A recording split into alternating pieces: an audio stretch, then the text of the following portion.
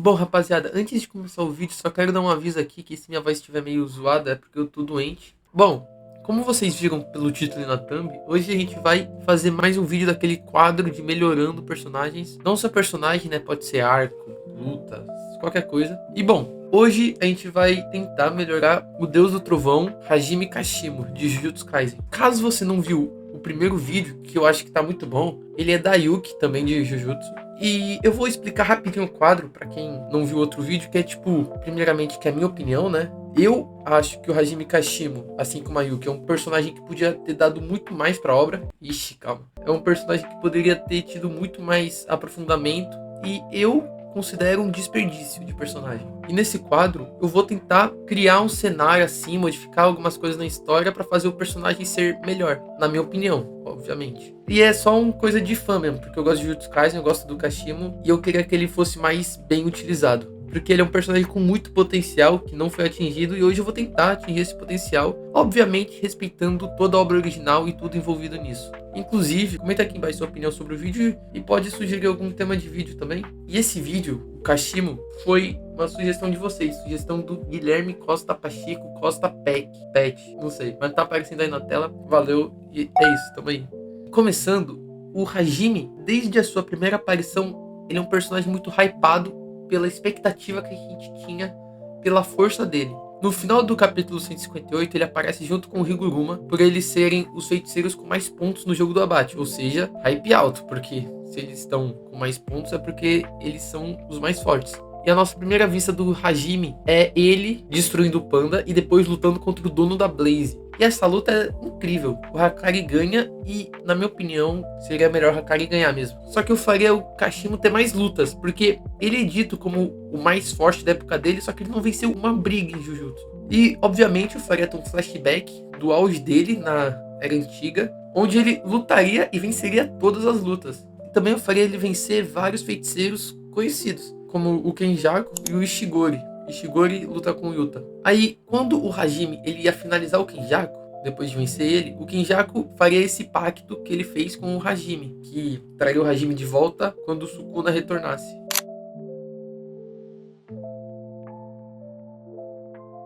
Imagina se o Hajime vence o Kenjaku no flashback. Aí a gente teria uma noção ainda melhor do nível da força dele. Ele pode nem ser mais forte que o Kenjaku atualmente, já que ele pegou experiência e mais técnicas amaldiçoadas, né? Conforme foi trocando de corpos. E ele atualmente pode até vencer o Hajime. Mas na época que eles lutaram, o Hajime vence. Eu colocaria esse flashback antes da luta deles com o Hakari. Porque aí já conseguiria mostrar que o Hajime é muito forte. E que o Hakari, por vencer o Hajime, também é muito forte. Inclusive, tem uma coisa que eu não entendo em Jujutsu. Simplesmente não entendo. É que, tipo, tem esses feiticeiros históricos, né? O Sukuna, Kenjaku, Hajime. Era pra ser figuras históricas pro mundo da magia. E ninguém da escola de Jujutsu conhece nenhum. A escola de Jujutsu é pra aprender sobre Jujutsu. E os caras não sabem nada. Não sabem quem é um Sukuna.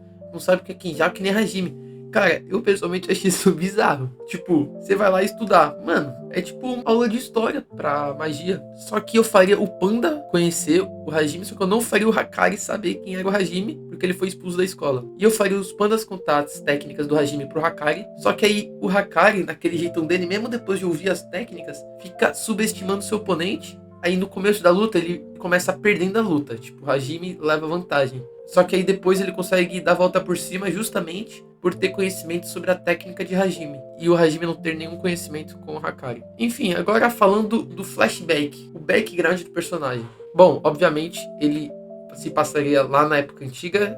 Eu não lembro o nome exatamente da era, foi mal. Aí eu faria ele ter uma vida de andarilho, que ele busca oponentes pra enfrentar e derrotar. Ele vive por lutar. Ele vai às guerras sozinho e derrota exércitos. E não só seria dito como é no mangá, porque no mangá eles só falam, mas seria mostrado. Eu acho que seria da hora ver o Hajime em ação no seu auge. E também mostrar a história dele pra gente simpatizar mais com ele, né? E também sabermos que ele é realmente forte. Porque o que importa pro Hajime, primeiramente, é a sua força. Porque ele é mostrado desde o começo como o feiticeiro forte, o feiticeiro mais forte da época dele. E essa ideia é muito bacana, porque, tipo, ia dar pra aprofundar uma temática que o Jujutsu aborda desde do volume 0, que é a solidão do mais forte. Isso é abordado desde o princípio. E nisso, o Hajime, em Shinjuku, ele só serve pra escadinha do Sukuna. Só que ele nem serve como uma escadinha boa, porque a gente não tem real noção da força dele. Com esse flashback, ele podia também servir dessa escadinha, só que a gente saberia que o Sukuna é muito absurdo de forte.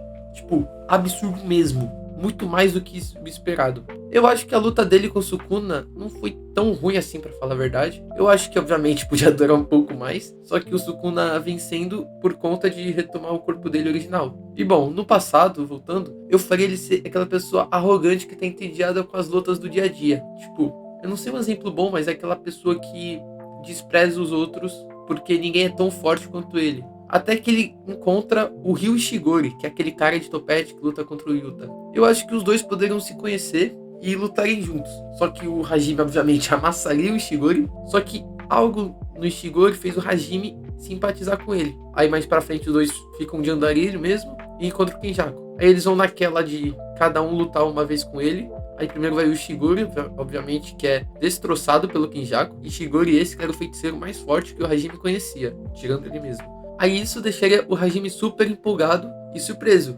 Tipo, era Hajime, abismo, e Ishigori, abismo. Só que aí tem outro feiticeiro, que nesse caso é o Kenjaku, que tá acima de Ishigori e ele fica empolgado pra luta. E como eu disse antes, eu faria o Hajime vencer o Kenjaku sem usar a técnica dele. O que mostraria que ele realmente é forte. Só que eu faria ser uma luta disputada, tipo foi do Hajime com o Hakari, que o Hajime não usou a técnica e foi disputada. E como eu disse antes, a coisa que mais faltou pro Hajime não foi um flashback, não foi uma história, não foi nada disso. Foi simplesmente demonstração da força. Porque ele tem uma filosofia muito interessante, que é a da solidão do mais forte. E ele, junto com Gojo Sukuna, são o top 3. Eu acho que o GG queria fazer esse seu top 3 de mais fortes, porque são os 3 que abordam esse tema da solidão do mais forte. Só que falhou no Hajime, porque mesmo a gente sabendo que ele é muito forte, a gente acaba não colocando ele nem no top 5, dependendo da pessoa. E a gente justamente não viu ele sendo o mais forte. Ele foi um personagem raso